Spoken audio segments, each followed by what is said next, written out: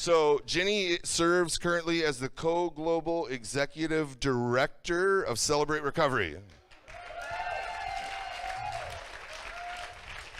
For those of you who don't know, Celebrate Recovery is in 37,000 churches all over the world. She serves alongside her husband, Johnny. She has a heart for sharing her story, which is why she's here tonight, sharing God's victory in her life over codependency and childhood dysfunction, and sharing the hope and healing that she's found right here in Celebrate Recovery. Jeni and Johnny have been married since 2000 and have served together in ministry for over 16 years. As a pastor's wife, she also has a heart for pastors' wives and helping them find healing from their hurts, hang-ups, and habits. Let's give Jeni a big CR welcome. Oh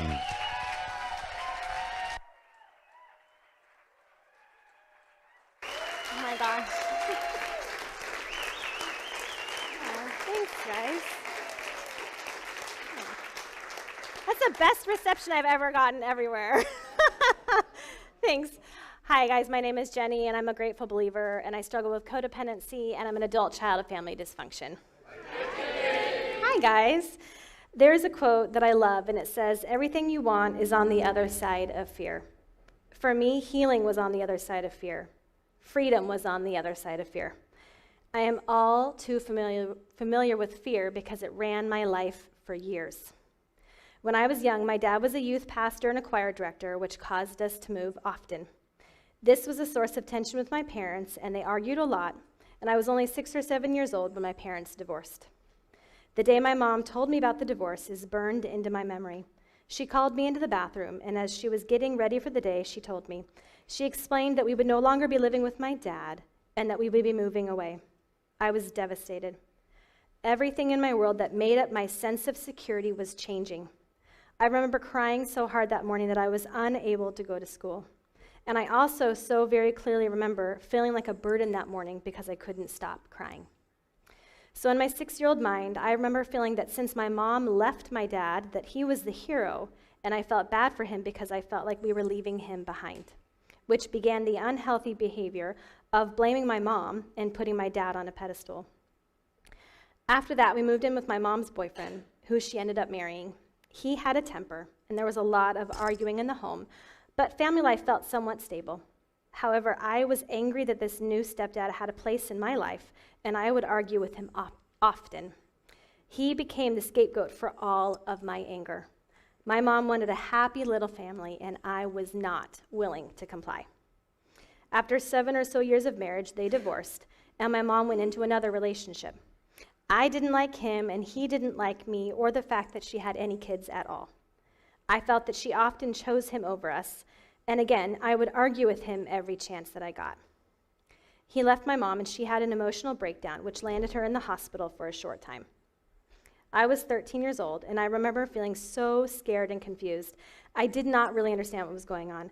I was the oldest of the 4 kids, so I felt like I needed to be strong for my siblings and strong for my mom. And I remember visiting the hospital and wanting to cry, but telling myself that I couldn't because I needed to be strong for everyone. I was terrified and so sad because I had never seen her so weak, and it scared me. Something shifted in me then, and I began to feel like I needed to be the one to take care of her and to protect her.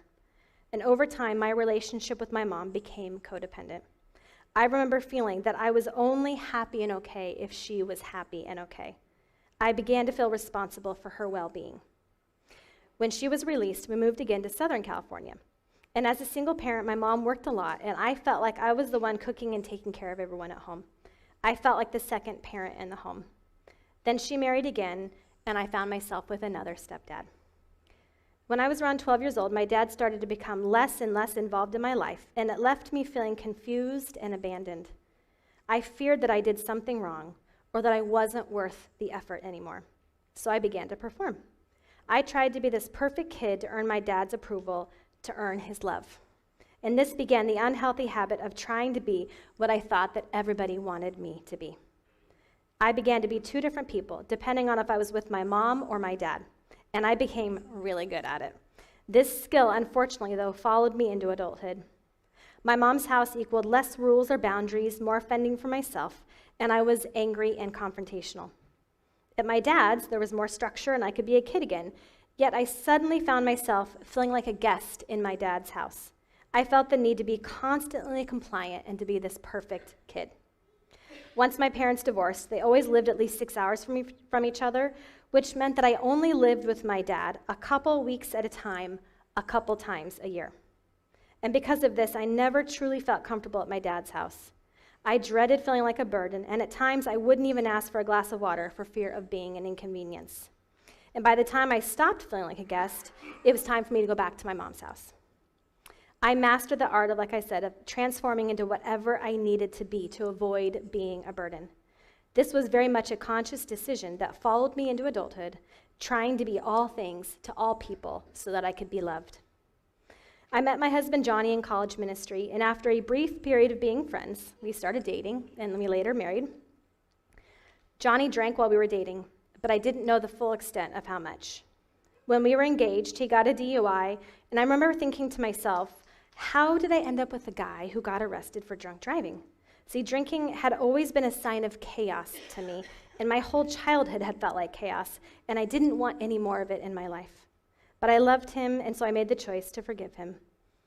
We got married, and he continued to drink. I did see the evidence of it.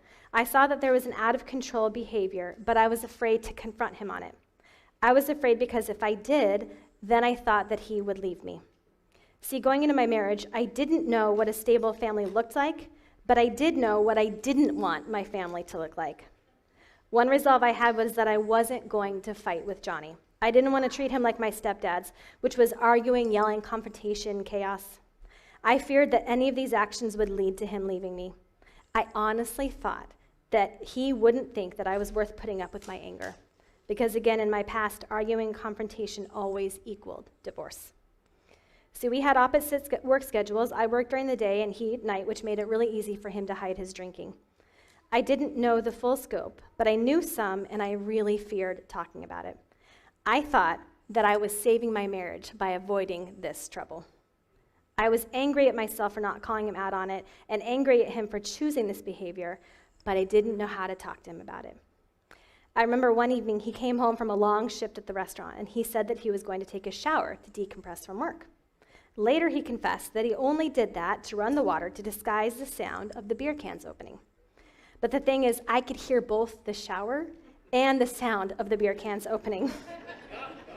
I remember laying there trying to decide who I was angrier at, him for lying to me and hiding the drinking, or at myself for not calling him out on it, for being too afraid that I just wasn't worth it. Thankfully, when I was pregnant with our first child, Johnny had a moment of clarity, admitted that he was an alcoholic, and began attending Celebrate Recovery. And yeah, right, and just to brag on him a minute, he's had 19 years of sobriety. I'm thankful that he got into recovery when he did, because I didn't have a lot of time to build up resentments there. And when he did get into recovery, it was real and it was genuine, and I remember being so thankful. But I also remember being really relieved that he came to that decision on his own and that I didn't have to be the one to call him out on it, because I was that afraid of confrontation. He was so good about including me in his recovery process, and it was really healing to our marriage. So recovery was now an active part of our lives, and he eventually began working for Celebrate Recovery, and he began to toss around terms like codependent, and he eventually suggested that I'm a codependent and I should check it out. At that time, my relationship with my mom was extremely codependent. It was so unhealthy.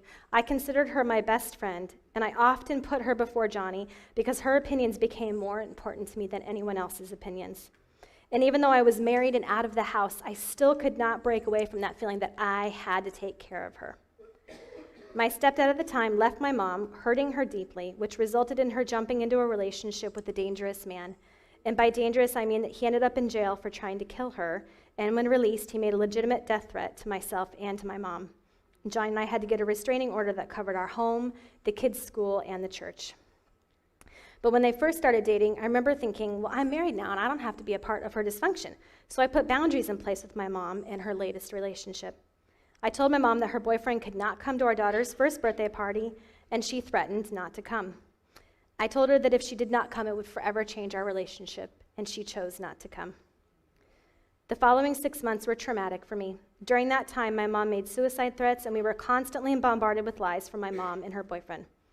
I was pregnant during this time with my second child, and my doctor told me that whatever was going on in my life was beginning to affect my health and that I needed to deal with that.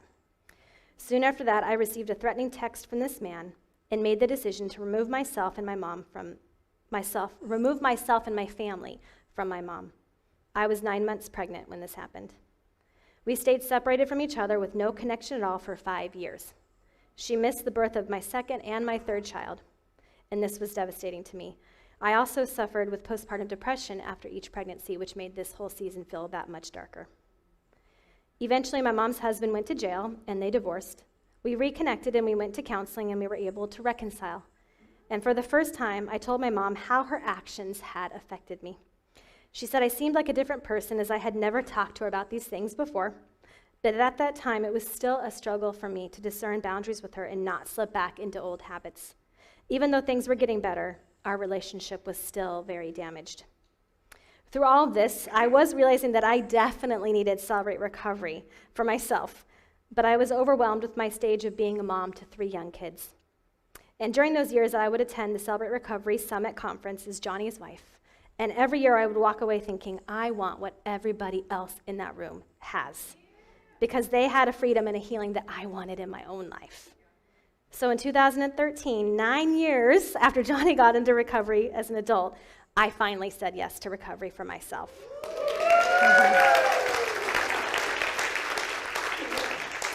Now, I don't know about any of you, but I tend to rebel against things that I am told to do. So even though I knew I needed recovery, it still took my stubborn self a couple of years to accept what everybody had been hinting to me. I completed my first step study in September of 2014, and since then I've completed 8 step studies, most of which I've had the privilege to lead. Since completing my first step study, I'm learning to truly let go of my need for others' approval. I've always known that God loves me and that his opinion is the only one that matters, but this is the first time that I've truly felt the freedom of that in my life. In the very beginning of my first step study, I remember working on principle 1, step 1, and the idea of being powerless. I wrote and shared, I am powerless to heal from my childhood hurt and anger alone. But Matthew 19:26 encouraged me. It said, with man this is impossible, but with God all things are possible. It was the first time that I began to realize how much I hadn't truly dealt with. Step 4, which is the inventory, was my favorite part. It's where I learned so much about myself. A lot was revealed and patterns popped out while I was doing this, but I was hesitant going into it. I was afraid that I wouldn't do it well or that I would somehow do it wrong. Now, being a perfectionist, this is a natural fear for me. But another fear that I had was that I would somehow embarrass Johnny when I did it wrong. I thought that word would get out that Johnny's wife couldn't even do her inventory right. Now, looking back, it's such a silly and irrational fear, but it felt really real to me at the time. Then, of course, I had the fear that it would be too painful to relive some really big hurts and fear that it would just be too overwhelming. But that was where God showed up so big for me. As much as I was afraid of it, it was a turning point in my recovery. I would not have the freedom that I have today without this step. Looking back, for me, it was where the real grieving process started. I had never looked into the events of my past before and realized how they were affecting my choices in my present adult life. I realized that I had never forgiven my mom or grieved the divorce of my parents, which was shocking to me. And so during the time that I was working on my inventory, Pastor Rick was doing a message on grief. And it was exactly what I needed to hear, because I was feeling silly that as an adult, my parents' divorce still bothered me so much. He explained that grief doesn't just go away. You need to allow yourself to grieve what you lost, or that pain will stay with you. So as an adult, I allowed myself to grieve, and it was so healing. I grieved the loss of the family that I knew and my lost sense of security. And I recently realized that another thing that was taken from me was the chance to have a relationship with my dad, that traditional father-daughter relationship. And I have had to grieve the loss of what could have been there as well. Doing my inventory, it became clear that I had a lot of unhealed and hurt and trauma, which was why I was always so easily hurt by others. I learned that my response to that hurt was to pull away or to walk away from that relationship. I realized I take a certain sense of pride in doing things on my own and not asking for help. Part of that is from my controlling issues. After all, that's how I needed to survive growing up. Sometimes I walk away first before the other person can truly hurt me, because if I leave, then you can't hurt me. I also realized that I was a very angry child growing up. I think that stems from never being able to process how I was feeling. In my house growing up, the family secret was denial. We were masters at whatever happened in the past did not happen. As a result, we never talked about things or how we were feeling. We were just expected to move on as if that's how things always were. The only acceptable emotion that I was allowed to show was anger, and boy, did I do that. I also learned that this played into my marriage. I was scared of my temper, and I didn't want to yell at Johnny like I did all of the stepdads in my life. So I would hold in any frustration or negative opinion, mainly because I remember so vividly that the process of yelling at my stepdads was a slippery slope. And what I mean is I would start with one disrespectful backtalk comment, and I realized that no one was going to hold me accountable or stop me. So it became easier and easier to take it further every time I got mad. Eventually, I would yell and just say whatever I wanted whenever I got angry. It was not pretty, and it definitely wasn't something that I wanted to bring into my marriage. So I hid from my feelings in our early marriage. But thanks to recovery, I am learning that Johnny can handle my frustrations, and if I talk about them as they come up, it never has to get to that ugly point of hurtful yelling. Another pattern that popped out is my constant need to show everyone, even close family, that I have it all together. For example, whenever anyone comes over, I will run myself ragged, cleaning the house and making everything look good, all the while trying to make it look effortless. A clean home is important to me because my home growing up felt chaotic and messy at times. And in my mind, the mess was a physical representation of the dysfunction in our home. I felt people would judge us and think that we were bad people for having a messy home. So I grew up determined that I would be able to provide a clean home for my kids that they could be proud of. The only problem with that is that I am a messy person by nature. So I have created an unrealistic expectation of myself to always have a clean home. In my mind, a clean home equals me being able to manage my life, meaning that I am not a burden to anyone. But here's the thing. Even though I really want to give off the impression that I am okay and managing and for others to see that I am capable, I get my feelings hurt when no one offers to help me. I work my tail off trying to show everyone that I can do it on my own, and then I get my feelings hurt when they believe the facade. Because in the end, I want them to offer to help me anyway, I've realized. My unspoken expectation of everyone is to help me, even though I've just proven to them how much I don't need their help. So destructive. I've also learned that I was being sarcastic with my children and worried that I was beginning to be manipulative.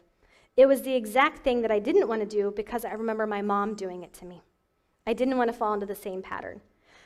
For example, I had an issue with one of my kids and her temper. Now, if you ask me, I'll tell you she gets it from my husband, Johnny.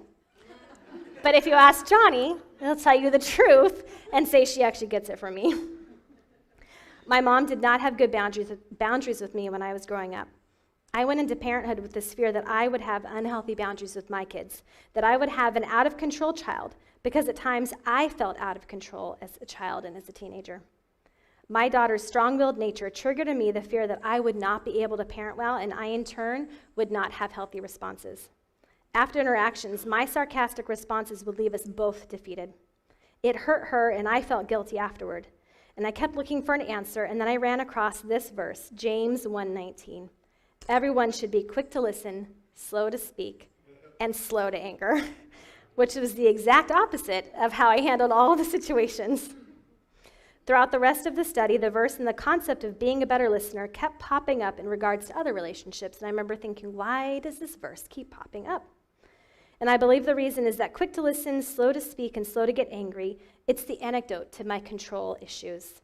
It's hard to both control the situation and to listen. Listening counters my selfishness because I have to put the other person first. And I really like the order of events in this verse, which is first be quick to listen, then slow to speak, and lastly, slow to get angry. Between my control issues and my temper, this order is really hard for me. My gut reaction wants to get angry first, and then speak by telling everybody what to do, and then finally listen to them telling me how right I was about the situation. I learned this lesson in my first step study 7 years ago, and I'll be honest and admit that I am having to relearn this lesson as I now have 3 teenagers at home. I know the best thing that I can do for them is to listen and to try not to control or fix the situation, but this is still really hard for me. And it also proves to me the importance of staying in recovery. Working and reworking the steps keeps me aware of when I slip back into old ways. I may learn a lesson, but it's really easy for me to slip out of good habits and back into my old ways of managing. At the end of all my step studies I've done, I've always enjoyed answering the questions about my victories. By overcoming my victim mentality, I can see my part in relationships where I've been hurt, and I've been able to identify relationships where I've been jealous and own my part in that too. I have been able to forgive my mom and ask her for her forgiveness in my part in our relationship. A beautiful thing recovery has given me is the ability to see my mom not just as my mom, but as her own person, with her own story and her own hurts and emotions. It's a lot easier to forgive and love someone through a lens of grace and compassion. After my first step study, I realized that even my basic expectations of my mom, which were not unrealistic, were hurting me, and I needed to completely let go of what I thought our relationship should be. And as a result, we have built a new relationship, one that is healthier, and I am so thankful that God has redeemed this relationship in my life. I used to feel that my feelings were not worth it to other people and that my feelings made me a burden. But thanks to recovery, I'm learning to be honest about my feelings, and even better, people aren't running from me when I do. It's actually beginning to strengthen my relationships. And even though it's still scary to be honest about how I'm feeling, I'm learning that the faster I can address a hurt and be honest about it, the faster I can apologize for my part and not pull away as I used to. And even though I've been in recovery for 10 years now, going through the pandemic has shown me just how important it is to keep working on my recovery.